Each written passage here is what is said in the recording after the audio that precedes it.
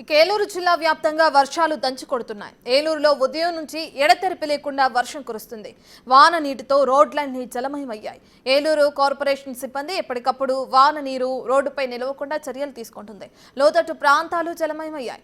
అత్యవసరం అయితేనే తప్ప బయటికి రావద్దంటూ ప్రజలకు సూచిస్తున్నారు అధికారులు. మత్స్యకారులు వేటకు వెళ్లొద్దంటూ హెచ్చరించారు. సంబంధించిన మరింత సమాచారాన్ని మా ప్రతినిధి శివసాగర్ అందిస్తారు.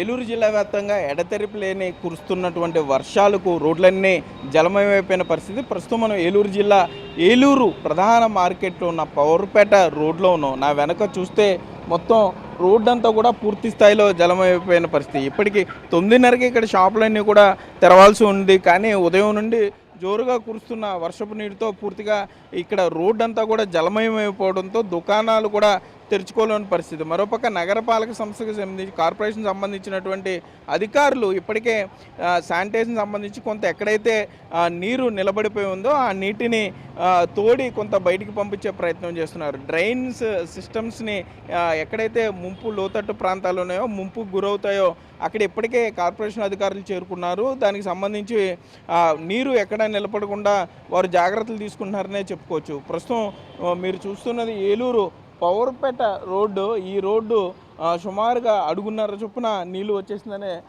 చెప్పుకోవచ్చు. మరోపక్క ఏలూరు జిల్లా వ్యాప్తంగా కూడా ఇదే పరిస్థితి. పశ్చిమ గోదావరి జిల్లాలో కూడా వర్షం ఇదే స్థాయిలో కుడుతుంది.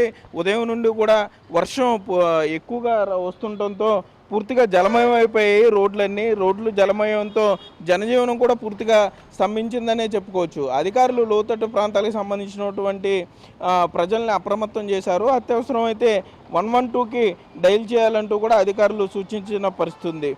మరోపక్క ఎక్కడైతే స్కూల్స్కి సంబంధించి లోతట్టు ప్రాంతాలు ఉంటాయో ఆ స్కూల్స్కి సెలవు ప్రకటించే దిశగా డిఓ చర్యలు కూడా తీసుకుంటున్నారు. పిల్లలకి ఇబ్బంది లేకుండా స్కూల్స్ నిర్వహణ ఉండాలంటూ కూడా ఇప్పటికే కలెక్టర్ ఆదేశించడం జరిగింది. మీరు చూస్తే కనుక ఈ వర్షపు నీటు మరోపక్క ఈ డ్రైన్లో కూడా ఏ స్థాయిలో నీరు నిలబడిపోయిందో చెప్పుకోవచ్చు.